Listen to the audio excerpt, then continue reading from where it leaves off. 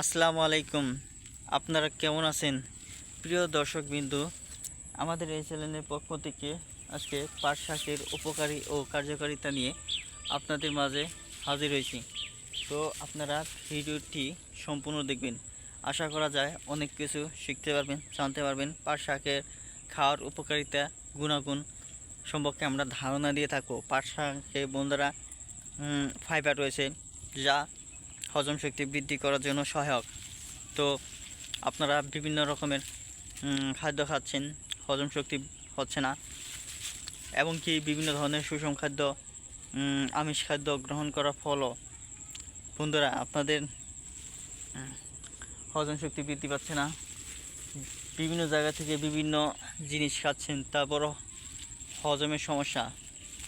তো প্রতিনিয়তই বন্ধুরা হজমের সমস্যা হচ্ছে।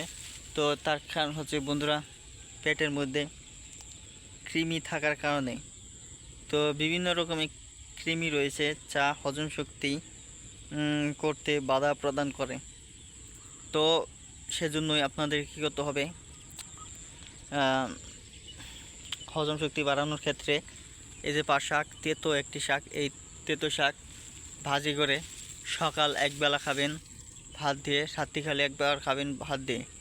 তো নিয়মিত বন্ধুরা একটানা যতদিন পাট শাক রয়েছে বাজারে কিংবা জমিতে ততদিন পর্যন্ত খেয়ে যান। তো ইনশাল্লাহ আপনাদের পেটের সমস্যা দূর হয়ে হজম শক্তি বৃদ্ধি পেতে পারে।